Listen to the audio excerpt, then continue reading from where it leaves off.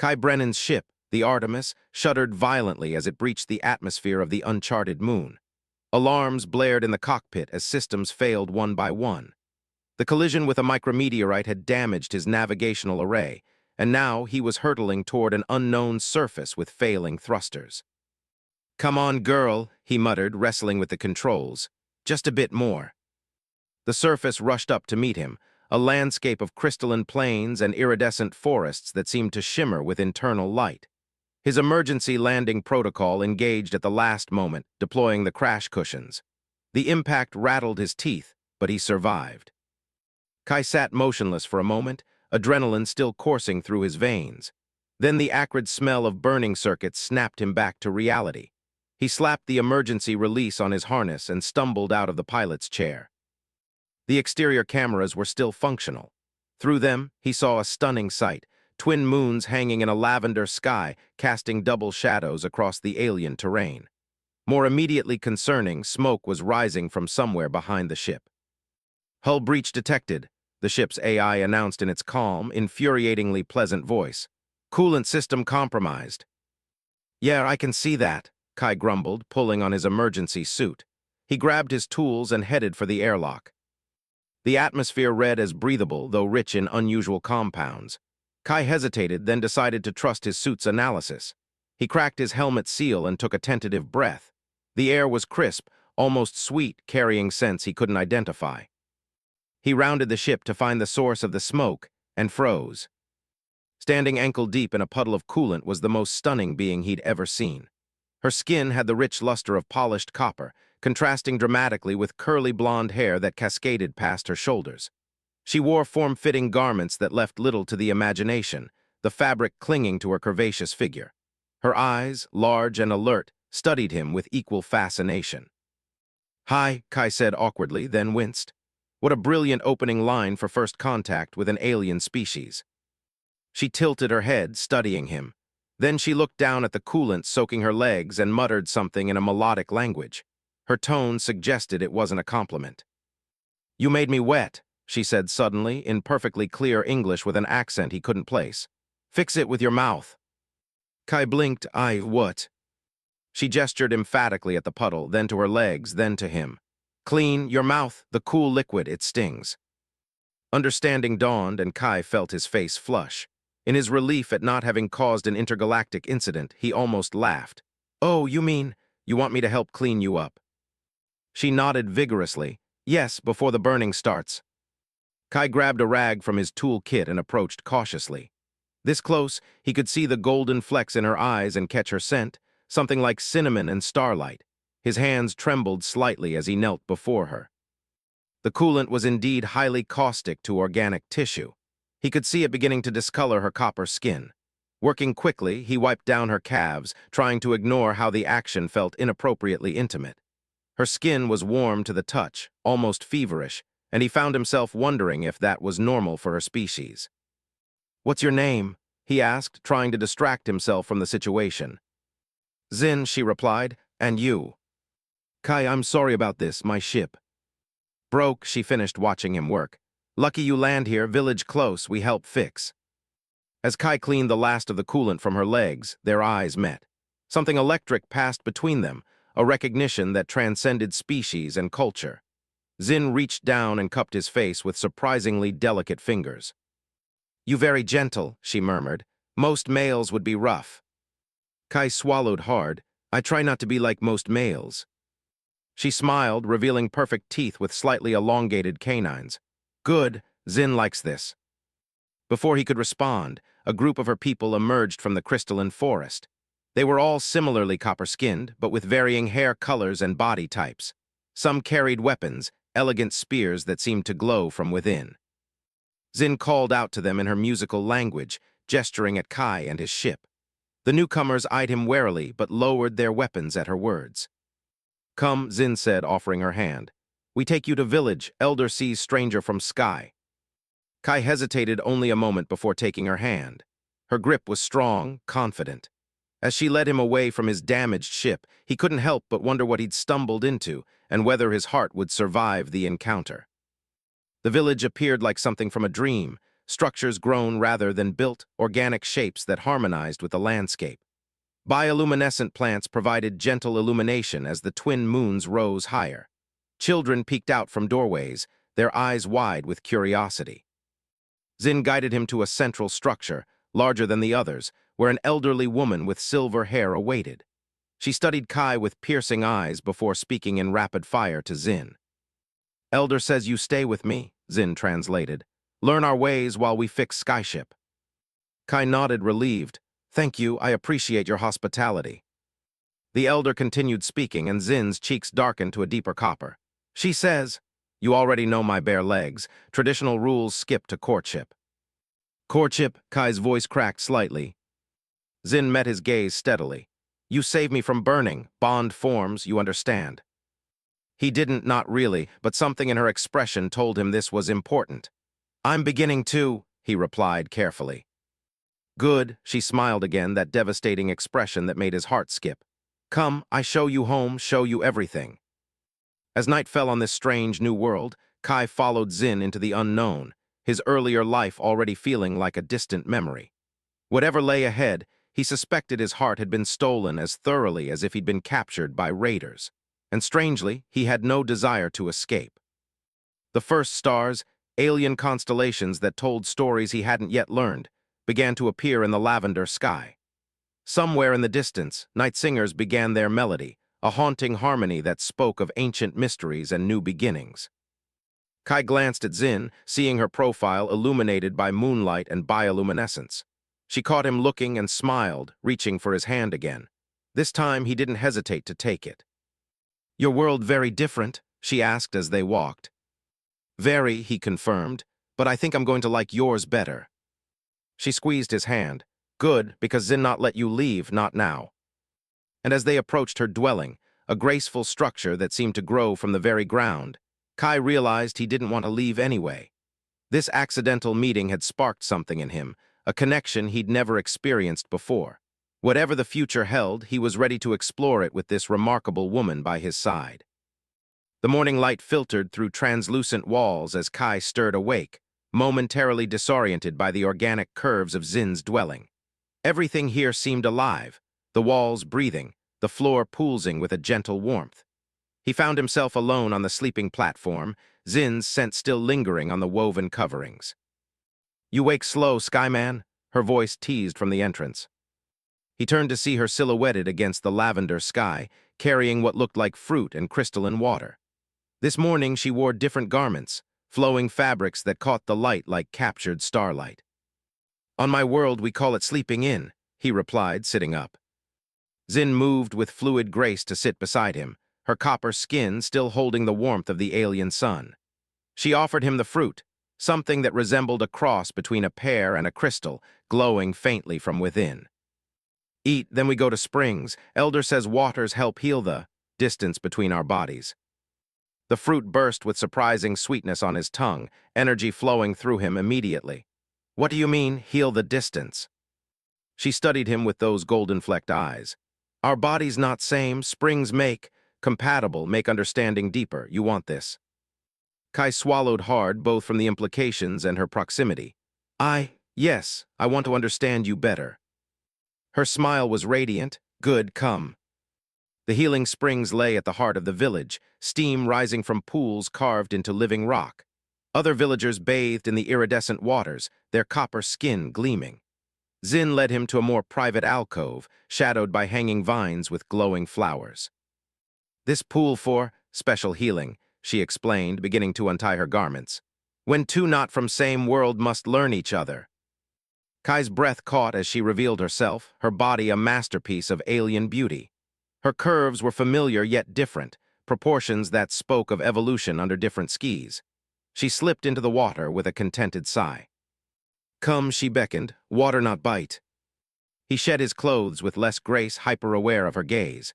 The water embraced him like liquid light, warmth seeping into his muscles, into his very cells.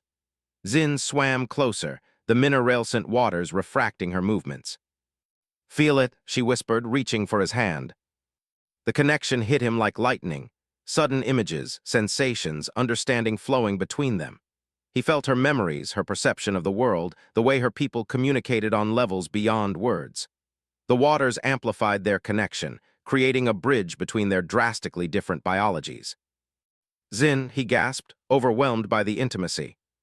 She moved closer still, her body pressing against his as the healing waters worked their ancient magic. Now you understand why I said you cannot leave. Their lips met for the first time, and the kiss transcended physical sensation. Through the spring's enhancement, he tasted her thoughts, her desires, her growing love. She moaned softly against his mouth, her hands exploring his chest, mapping unfamiliar terrain. The kiss deepened as years of evolutionary divergence dissolved in the sacred waters. Kai's hands found her waist, pulling her against him as passion overtook caution. The springs seemed to pulse with their heartbeats, encouraging their union. Kai, she breathed his name like a prayer, wrapping her legs around his waist. He responded instinctively, their bodies finding rhythm despite their differences. The water magnified every touch, every caress, turning pleasure into transcendence. As they joined in the most intimate dance, the springs glowed brighter, celebrating the bridging of two worlds. They moved as one entity, Kai learning her body's responses while she discovered his. Each thrust brought new understanding, new connection. When climax claimed them, it was shared completely. His pleasure was hers, her ecstasy was his. They cried out in unison, their voices echoing off the cavern walls. Afterward, they floated together in the afterglow, the waters still humming with residual energy. Zin traced patterns on his chest, her finger leaving trails of light. "This is why we bring strangers to springs," she murmured. "Makes understanding instant, makes choosing clear." "And have you chosen?" Kai asked, though he felt he already knew the answer. She looked up at him, vulnerability showing beneath her usual confidence. "I choose you, Skyman, when you touch my skin with gentle hands, when you clean poison with care. I know, my heart knows." He cupped her face, marveling at how natural this felt despite the impossibility. "I didn't come here looking for love." "Love finds us anyway," she smiled. "Question is, you choose me too." Instead of answering with words, he kissed her again, pouring his decision into the contact. The springs responded, warming around them, sealing their bond in ways that transcended both their cultures. Later, as they emerged from the waters, other villagers nodded approvingly. Some offered blessings in their musical language, while others exchanged knowing glances. The springs had done their work. Kai was no longer truly alien here. "Your ship repairs start today," Zin said as they dressed. "But now you know, fixing can take long time, maybe years." He caught her hand, intertwining their fingers. "Maybe it should stay broken." Her laugh was pure joy. "Careful, Skyman, making Zin fall more in love with you." As they walked back to her dwelling, the twin suns casting new colors across the sky, Kai realized he was no longer the man who had crashed here. The springs had changed more than just his cellular structure. They had opened his heart to possibilities he'd never imagined. Their passion didn't end at the springs. Back in her home, they discovered countless other ways to connect, to pleasure each other, to build their bond. Cultural differences became opportunities for exploration, each new discovery bringing them closer. But beyond the physical, something deeper grew. Through shared meals, through helping with village tasks, through quiet moments watching alien sunsets, Kai found himself falling in love with not just Zin, but with this world, these people, this new life. The days blended into each other in a haze of discovery and passion. Kai learned that Zin was more than just beautiful. She was a teacher in the village, sharing knowledge of the stars with children whose eyes held the same wonder he felt looking at her. "You teach them about space?" he asked one afternoon, watching her explain constellation patterns to a group of attentive youngsters. "All Lyxian children learn sky wisdom," she explained later as they sat beneath the shade of a singing tree. "Your people not do this. We study space, but—" he paused, searching for words. "We don't see it as you do. For us, it's more about conquest than wisdom." She frowned prettily. "Conquest, you fight the stars." "We fight everyone," he admitted. "That's why my ship was damaged. I was running from pirates who attack peaceful vessels." Her hand found his, squeezing gently. "Your world sounds lonely." He turned to face her fully, struck by her insight. "It is, or it was. I've never felt less alone than I do here." The moment was interrupted by harsh voices from the village center. Zin tensed immediately, recognizing the tones. Traditionalists, she whispered. They not like outsider in village. They hurried to find a group led by a stern-faced man with graying hair confronting the elder. His name was Draven, and Kai had felt his disapproving glares during village gatherings. The outsider corrupts our ways, Draven declared in the common tongue, clearly intending for Kai to understand. He knows nothing of balance, nothing of harmony. He learns, Zin stepped forward, her voice firm. Springs accepted him, bond formed, you question sacred waters. Draven's eyes narrowed. I question rushing, outsiders bring change, change brings chaos. Kai felt the weight of expectations and fears. He'd been so focused on his connection with Zin that he'd overlooked the wider implications of his presence.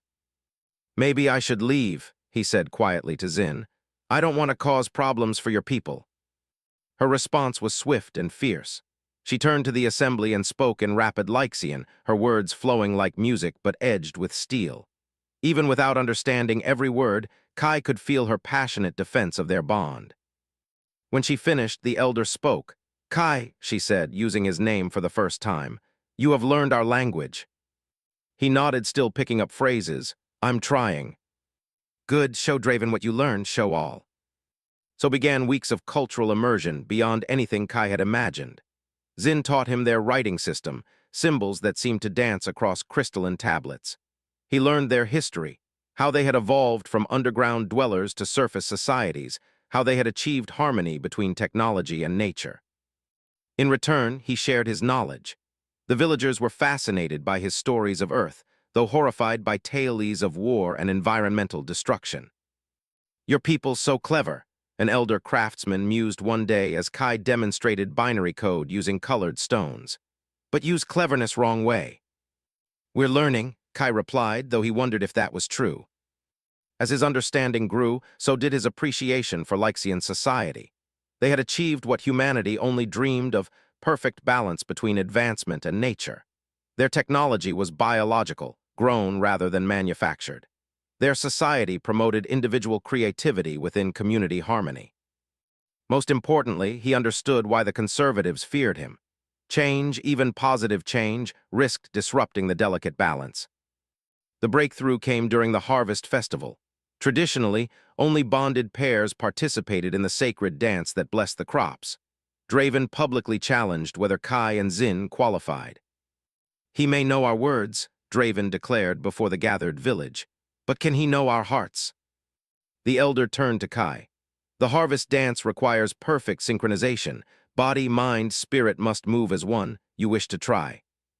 Kai looked at Zin, seeing both hope and worry in her eyes. Yes, he said firmly. The sacred drums began their rhythm, ancient patterns that spoke to something primal in the Lyxian blood. Kai closed his eyes, feeling for the connection the springs had awakened. There, beneath his conscious thoughts, he felt Zin's presence like a warm current. They began to move. The dance was complex, telling the story of the first harvest, cooperation between sky and earth, seed and soil. Kai let instinct guide him, trusting the bond they'd forged. Step by step, turn by turn, he matched Zin's movements with increasing precision. By the time they reached the climax, a lifting sequence that required perfect trust, they moved as one being. As Zin soared in his arms, Kai understood what the conservatives feared, not change itself, but the loss of meaning. When the dance ended, silence gripped the plaza. Then slowly the applause began. Even Draven nodded grudgingly, though his expression remained troubled. That night in their bed, Zin traced lazy patterns on his chest. You surprise me, Skyman. How so? Most would try too hard, force understanding. You, she searched for words. You become Lyxian while staying Kai. He kissed her forehead. That's because you're my bridge to understanding. Everything I learn, I see through your eyes first. She shifted to look at him directly. Draven still fears you bring change. Change is coming whether I'm here or not, Kai said thoughtfully. Your people are ready to reach the stars again. You've told me about the old skyships in storage, the navigation systems gathering dust. True, she admitted, but reaching out and falling down very different. What if it's about rising together? He cupped her face. Your people have wisdom mine lacks. Mine have technologies yours abandoned. Together we could find a better path. Her kiss was answer and promise. As their bodies joined once more in the dance of love, Kai understood that his crash landing hadn't been an accident. It had been destiny, guiding him to where he truly belonged. Outside, the twin moons cast their double shadows across the village, illuminating a community standing at the crossroads of tradition and possibility. And at the heart of it all was their love, a bridge between worlds, proof that understanding was possible even across the vast distances between species.